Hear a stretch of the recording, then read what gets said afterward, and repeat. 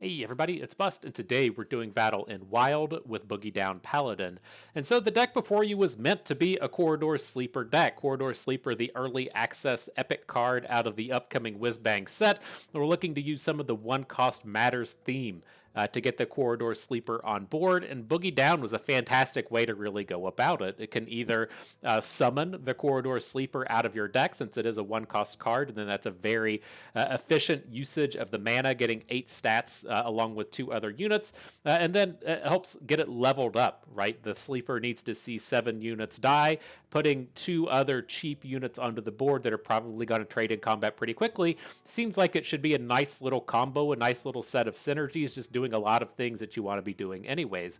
But at the end of the day, I just kept running into situation after scenario after situation after scenario to where I just did not want the Sleeper, and I wanted literally any other active unit within the game. And so the deck kind of moved away from being a Corridor Sleeper deck into being this much more board-centric Divine Shield-based deck. And so what we're looking to do here is flood the board early with Divine Shield units. We have the full 6 one-cost Divine Shield bros between the Argent Squire, the Righteous Protector, and the Sanguine Soldier.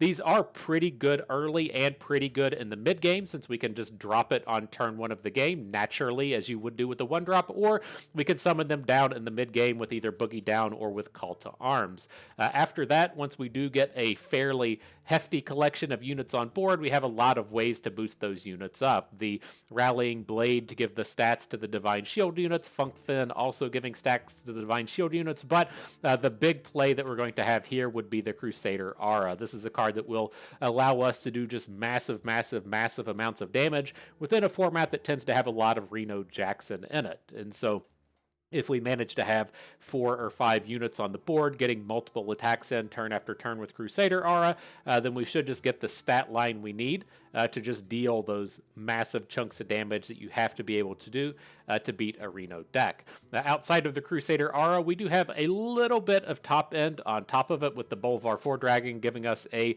little bit of a way to get a mid-game boost from all of those Divine Shields getting popped, and then the likes of the Garden's Grace is a nice late game finisher that often comes down for free. The Garden's Grace does give us a good segue back to the choice between Call to Arms and Boogie Down. Boogie Down here is getting the edge within this deck, given that it's a holy spell. The holy spell does have some interactions with our other cards, with Cariel Roame reducing the cost if she attacks, and then the Garden's Grace being the big one, letting us get this thing down at a very cheap price.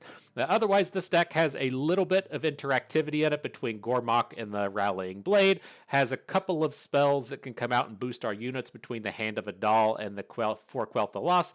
The double bonus that we get with these holy spells being is we can typically get multiple usages out of these bonuses, since so many of our cards have Divine Shield. And so that is it. That's the deck we're doing battle with today. Let's jump on into that queue, see if we can't get some good games in. I'm not trying to play Battlegrounds. such a distraction to go and click that Battlegrounds button. It's wild. I lose a lot of focus in terms of playing the ladder, just knowing Battlegrounds was there. Like being in that space of playing LOR and TFT, like having to close the LOR client and open up the TFT client to get distracted to play the other game. You know, it took a little bit of work, but you know, as we're out here in the space of having Battlegrounds and ladder all within the same client, it's not that bad. It's very easy to just come in and make the switch over. It's often very distracting. But here, the way I like for our games to start out is I'm looking for 1-drops. Any of the 1-drops will do. We're going to try and play as many of the 1-drops as early as we can. And then we also want to be starting with Boogie Downs and starting with Call to Arms. And so we kept the 1-drop, mulliganed everything else away, and then did have Boogie Down turn up. So here we do have a very powerful option in the Blood Matriarch Liadrin. If you don't have the legendaries, this is something that you can fairly safely cut and not be playing, but it's fairly easy to see how powerful a card like the Blood Matriarch can be out of our deck that has the Call to Arms style of things in it, letting us just summon 3 units directly onto board and then having them all make rush attacks. It's a very powerful angle to be taking.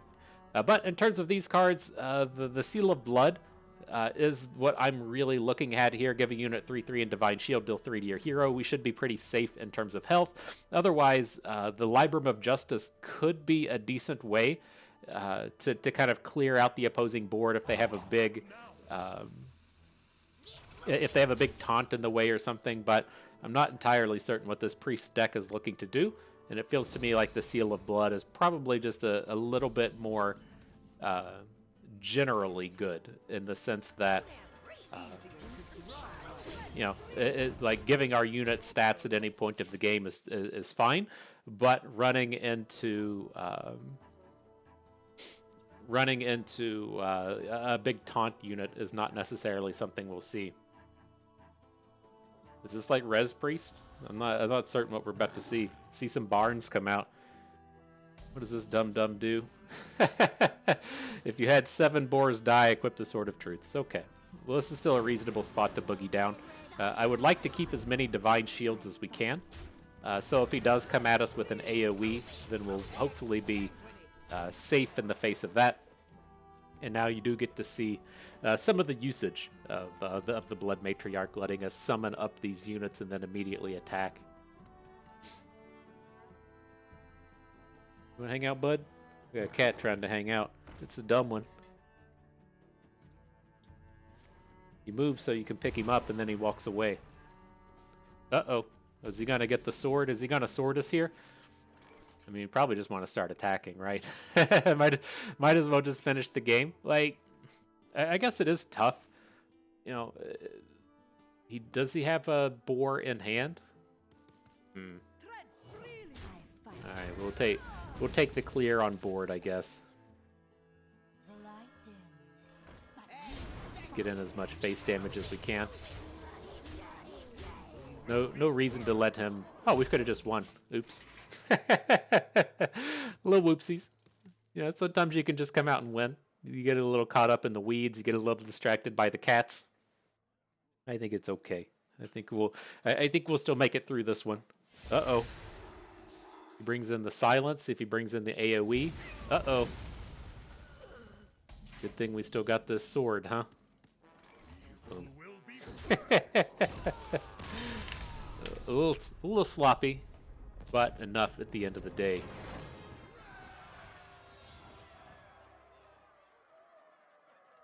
All right, finishing the quests, getting all the battles done. Feels good. It's so weird being in that space of LOR to where I didn't actively try to do a daily quest for literally 4 years. Like, the only quest that I actively tried to do in the space of LOR was that 75 damage in one attack to unlock some LeBlanc icon, and I only did that because people were being sassy about how to actually finish it, and so we just went and made a video for it. But other than that, just no real reason to ever do it. But now that we're in Hearthstone, you know, getting the game costs legitimate dollars, and so it's nice to get some of those quests done.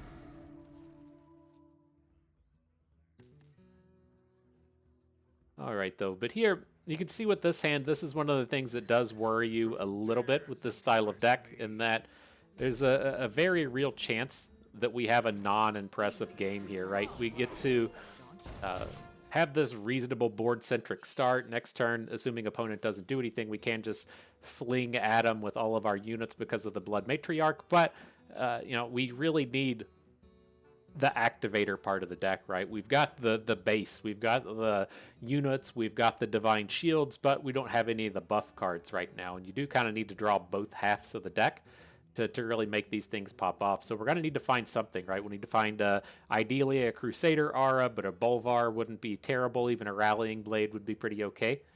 Let's see if we can't come in and finish this stuff off.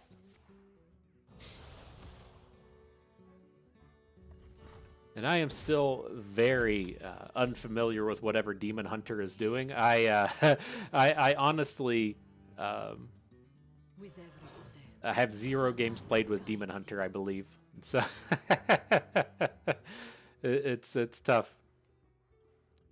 So let's see. I'm leaning towards just taking the Harmonic Disco, But discover a 5-cost minion, summon it with +1/+1. It swaps each turn. I don't know what the swaps means.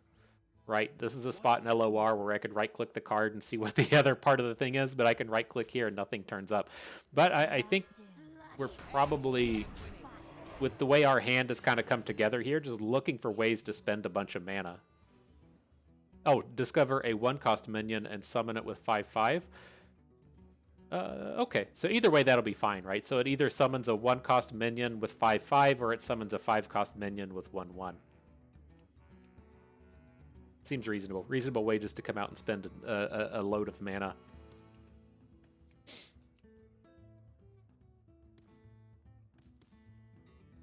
What's this quest even do? Draw 4 cards in a turn to reduce the cost of the cards drawn by 1. Alright. So you drew a bunch of cards, my dude. What's this? Draw 5 cards in 1 turn. Very combo-y, my dude. Very combo-y. Alright, well, I guess we'll boogie. One of the kind of perks to cards like Boogie Down is that it does get all of these things out of the deck. And so we just don't have to draw these anymore, right? I know one of the kind of more popular cards in Paladin is that thing that sets your deck order so that the most expensive cards are on top and you draw your cards from expensive to cheap for the remainder of the game. That's fair, but this does a kind of similar thing, right, to where we just pulled a bunch of 1-cost cards out of our deck. Now we don't have to draw that shit anymore.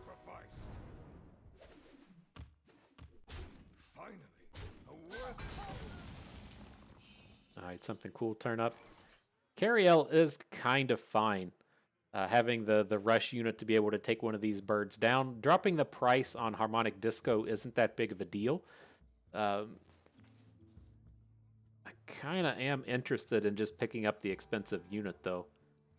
I would much rather get a 5-cost unit as opposed to a 1-cost unit with the bonus. Now, this is kind of interesting with the Muck Plumber. You know, it's not that painful to us at this moment, right? We can still just like play Cariel next turn and not be too upset about the extra mana cost. Not certain how much Demon Hunter cares with like this stuff that he's doing to try and get the cheap units on the board. I think I'm just going to go with the Stranglethorn Tiger since we are so close to just finishing off the game. I think it's okay to just go face with everything and assume that this Tiger is going to be pretty close to getting enough work done, right? If he wants to spend a mana to attack down a Righteous Protector and then attack it with a Fellbat Shrieker and then take down one of our shitty units with a 2/3, like I'm just on board with all that nonsense. He's just not doing enough. But, you know, as he adds cards like Crimson Sigil Runner, I'm curious how much that +2 cost Tiger would have made a difference. Given that, you know, he's out here just spewing off a bunch of cards, not a ton of it really seems to be units. So it's kind of tough for me to know. I'm just so unfamiliar with this set of cards. And I don't feel like that was enough.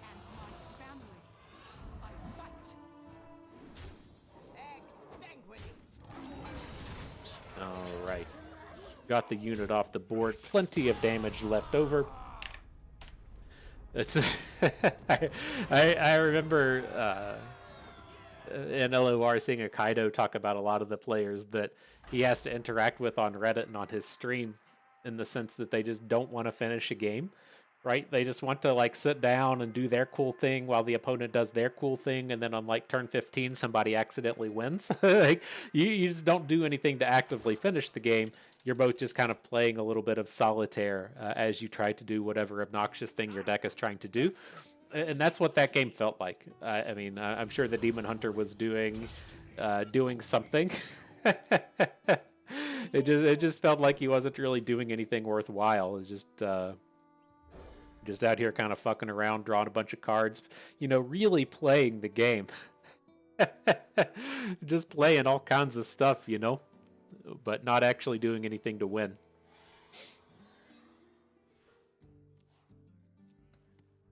All right, let's see how this kicks off, though, against the old Death Knight. Reasonable enough start. being able to put down a 1 into the Battle Vicar, into the Cariel, but picking up Boogie Down is pretty nice as well. I think we have to lead with the Righteous Protector here. It's not super exciting. I just don't want to add the Tram Mechanic and have it immediately die to the hero power.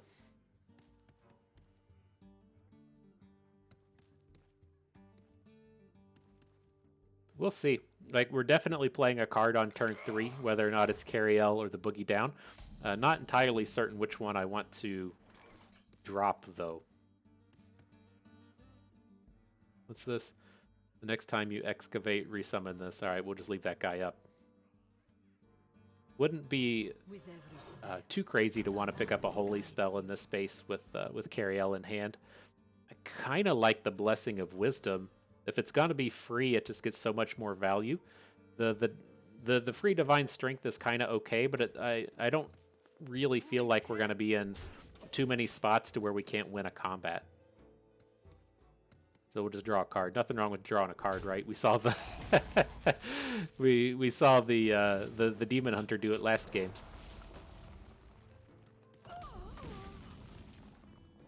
Ooh, and a Crusader Aura. I think we just got to go for the Boogie Down now. I mean,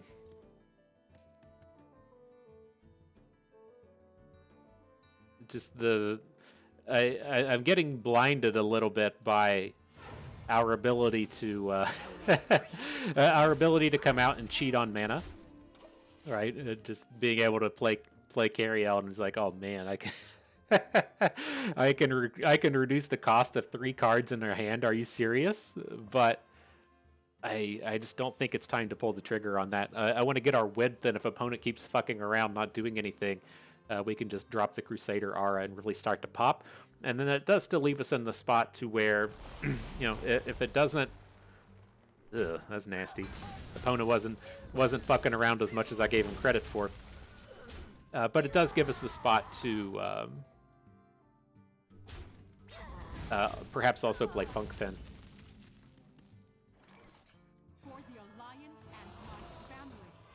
Alright, fine. Just come out here and make a sad noise. Opponent was mean to our units. Alright, might just be too far behind at this point now. That kind of that recurring pile of bones was very detrimental this game.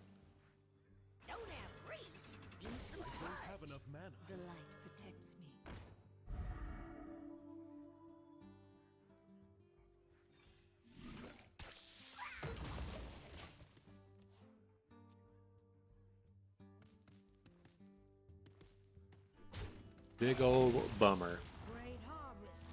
Fuck is this thing? At the end of your turn, gain 5 corpses. Gotta stop and read all this stuff. At the start of your turn. Oh my god, quit doing things. I'm trying to trying to read this bullshit. At the end of your turn, gain 5 corpses. At the start of your turn, spend 5 courses to give your hero 5 health. Ugh. That's gonna take quite a bit of work to deal with, especially since you just went reborn.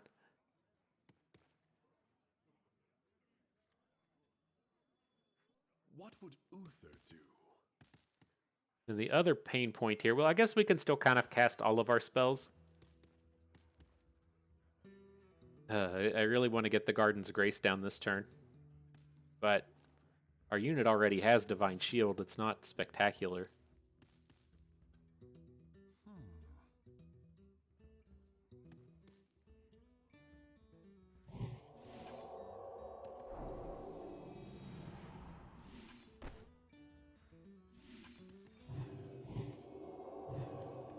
Nothing, nothing about this feels positive.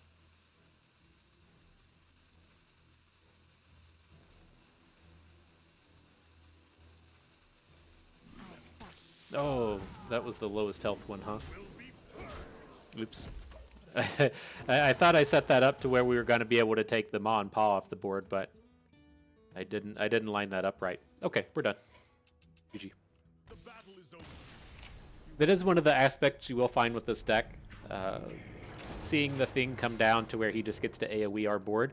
We aren't super well adjusted to dealing with particular AoEs, right? So we can deal with, say your AoE is just like Hellfire, right? Whatever the Warlock thing is, it does 3 damage to everything.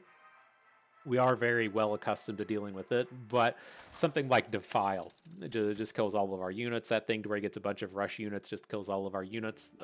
Really just kind of depends on the removals that you're up against.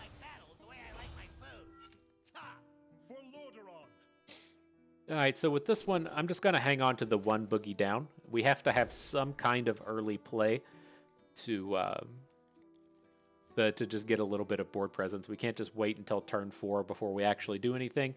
Not really trying to come out in hero power in the early game. And so I'm pretty on board with this. Dude turned up.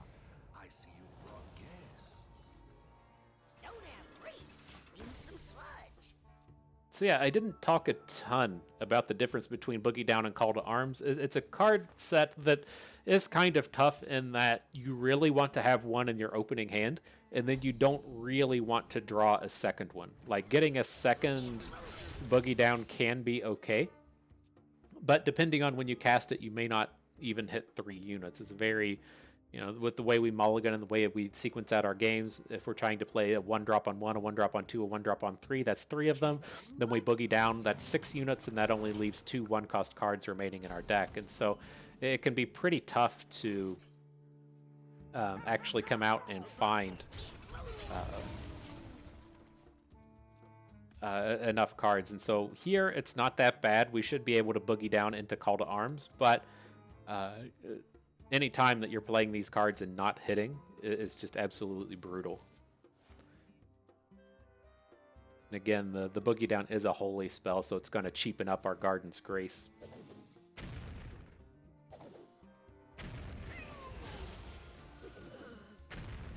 Alright, we won the RNG.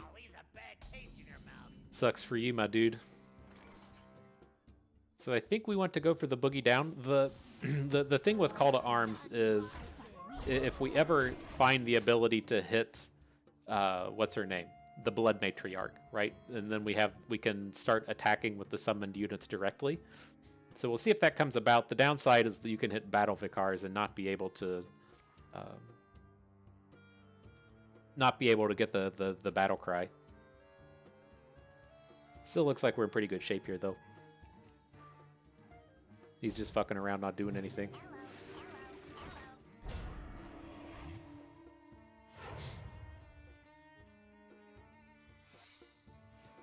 And a secret. God, gotta figure out what these could actually be. Do we want Bolvar at this point? Like, I think we can get away without him. My concern is that opponent's gonna have something like a Fan of Knives, and get the clear across our units. And so I think we can still just Rallying Blade. We're only going to lose out on 1 Divine Shield for the turn. So we're supposed to attack with our highest attack unit, right? So if he has evasion, we dealt the most damage. So what are the chances this could be now? If opponent casts a spell, draw 2. Okay, when your opponent draws their second card in a turn, do something, sure. And then after your opponent casts a spell, summon a thing. All right. I don't feel like we really care about any of those.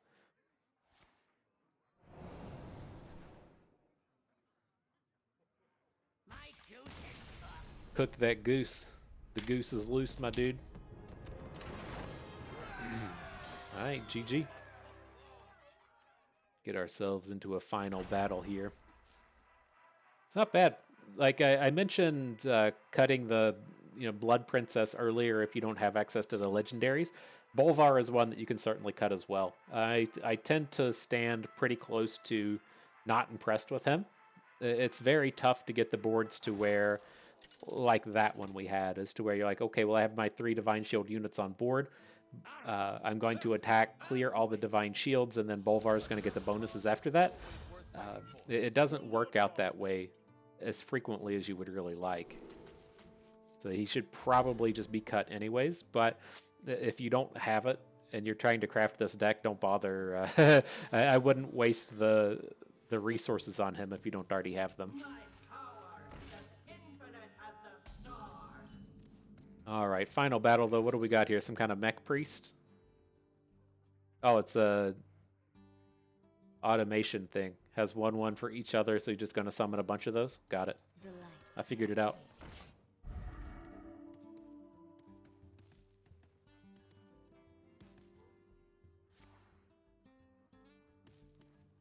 He's playing that Noxus deck, right? It's got I can't even remember the name. Is it not? It's not Warsong Marauder.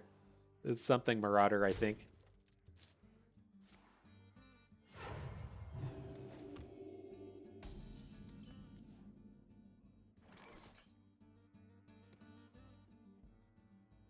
All right. I'm not entirely sold on this play. But it seems to me that like we need to be removing all of those automatons off the board anytime we see them. Now, I'm not certain if there's a way to like resurrect it and that's the way the deck goes. I assume it's not. I assume it's one of these things where you get it on board and then you start copying the unit that's on board as the resurrect card comes on board. Whoops. Hopefully we're okay. That's what I was expecting more of, right? He played a thing that copied a unit he has on board. That's just what seems seems a little more practical. Oh shit! Hang on. This is not how I wanted it to be. I didn't realize his unit was so big. I thought we were just going to be able to play Cariel and get the clear. Like she's not that good right now. We don't have enough, or we don't have any spells in hand. Picking up Crusader Aura does help a little bit.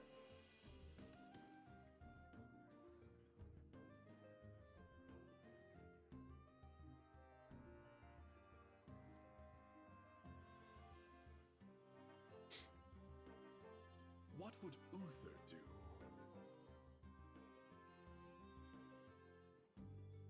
Trying to think if we want to just give up on the Cariel at this point. I'm not amped about it. It's like I'm leaning towards just adding the Liadrin and then having that be the unit we give up at this point. And so we can spend the hero power. Uh-oh. No, we fucked that up, didn't we? Okay. Well, we have to stop there. Whew, that's tough. That's tough. We've been cruising and just fucking this up at every turn. Now he's probably just scaled too far. Ooh, that was gross.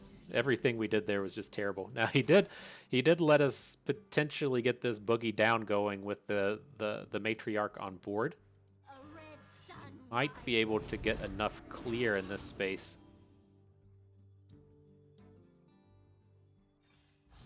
Let's see how many Righteous Protectors turn up, if any. We had a couple turn up.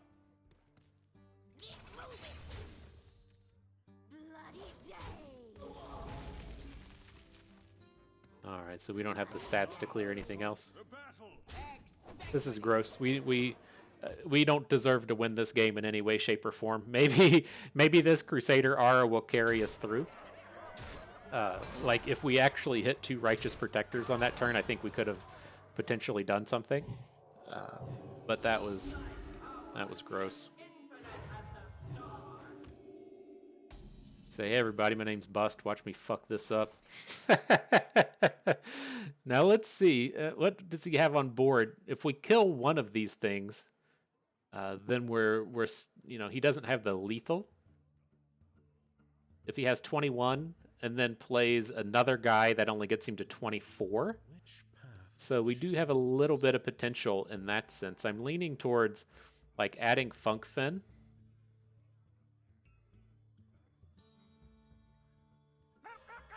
And then adding Crusader Aura. All right, make sure we don't have the lethal real quick, right? 4, 8, 9. 9 plus 8's only like 17 or so. To battle.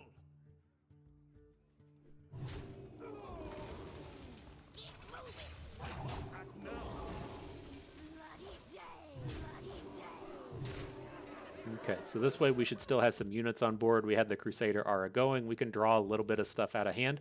Might be able to do something here. Again, as long as he's not hitting a taunt or like a silence or something, we should be pretty close. Ooh, that was gross.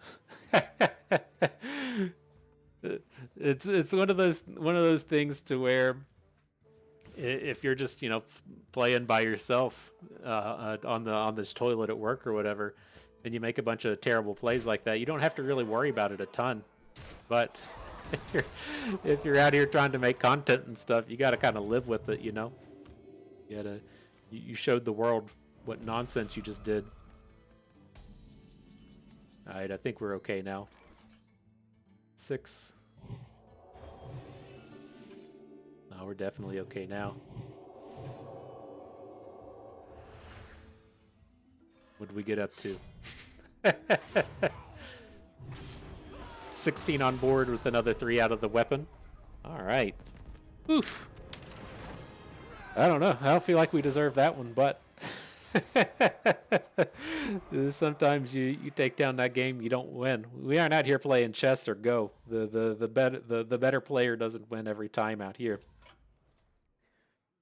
All right, good stuff. We can pull this up, talk about it a little bit more. I feel like we had a nice collection of games. I feel like we also drew literally every card in our deck at some point except for Loatheb, and so that was a nice set of games to where we got to kind of show off everything that the deck is doing. And again, the kind of core idea to the deck is to get these kind of resilient units on board. We're going to flood the board with them as best as we can. We're going to play all these one-cost cards. We're going to flood with Boogie Down. We're going to flood with Call to Arms. And then we're going to find a way to boost everything. Crusader Aura being the big one. We got to see that blow up in the last game. But also some smaller combos with the likes of Rallying Blade and Funkfin, and then the Gardens of Grace tying in with things like Hand of a Doll. And so very powerful in that sense. Just getting on board with the resilient units, having them grow, having a little bit of interactivity, very straightforward deck. Otherwise, again, if you're short on epics or short on legendaries, you don't really need any of these legendaries like Loatheb, Bolvar, Gormok can all go, Cariel can go, Blood Matriarch Liadrin can go. Just fit in some more efficient units in there and you'll get the kind of okay thing going. Now, if you had to kind of pick one, I would probably want to actually have Cariel. I feel like she's more important than the Blood Matriarch, but again, none of these cards are actual requirements. The required cards that we're kicking off around here are the things like Boogie Down and Call to Arms, and then the ways to boost them with things like Crusader Aura. And so, good set of games. I had fun with that. I hope you did too, because that is going to do it for us today. So I hope everyone enjoyed the video. Hope maybe learned a thing or two along the way. Had a good time watching. This is Bustin. We thank you for being here.